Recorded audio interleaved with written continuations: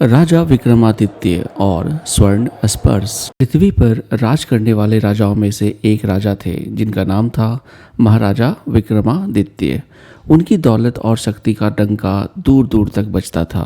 राजा के महलों में हीरे जवाहरात चमकते थे, सोने के बर्तन सजे रहते थे। मगर राजा विक्रमादित्य के मन में एक लालच समा गया था, वो सोने का लालच। एक दिन जंगल में भटकते हुए उन्हें एक साधु मिला। साधु के पास एक अजीब सी शक्ति थी। वह किसी भी चीज़ को छूकर उसे सोने में बदल सकता था। लालच में अंधे हुए राजा विक्रमादित्य ने साधु से वो शक्ति मांग ली। साधु ने बताया, महाराज, सोना चमकदार जरूर है पर प्यार और रिश्ते ज़्यादा कीमती होते हैं। पर राजा ने उसकी एक ना सुनी। महल वापस लौटकर राजा ने हर चीज़ को छूना शुरू कर दिया।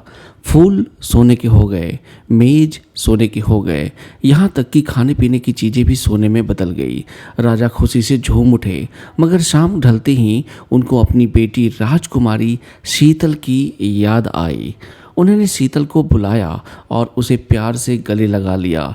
मगर अगले ही पल उनकी खुशी गम में बदल गई। राजकुमारी शीतल सोने की एक मूर्ति बनकर खड़ी हो गई।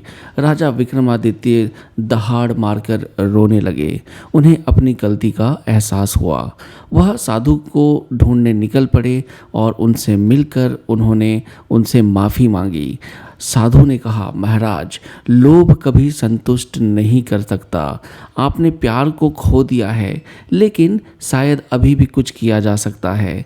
साधु ने राजा को एक पवित्र झील में स्नान करने को बोला और उस पानी को राजकुमारी को स्पर्श करने का उपाय बताया। राजा विक्रमादित्य ने तुरंत वैसा ही किया। जैसे ही पवित्र जल राजकुमारी शीतल को स्पर्श करता है, वो वापस अपने असली रूप में आ जाती है। पिता पुत्री गले मिल जाते हैं और काफ़ी रोने लगते हैं। राजा विक्रमादित्य ने अपनी गलती से ये बहुत कुछ सीख लिया कि उनको लालच नहीं करना चाहिए। उन्होंने सोने की शक्ति वापस उस साधु को लौटा दी और अपने राज्य का सारा धन गरीबों में बांट दिया। तो दोस्तों, यह थी कहानी राजा विक्रमादित्य और स्वर्ण स्पर्श। ये कहानी हमें सिखाती है कि लालच कभी भी संतुष्ट नहीं होता। सच्ची खुशी धन दौलत में नहीं बल्कि प्यार और रिश्ते में होती है।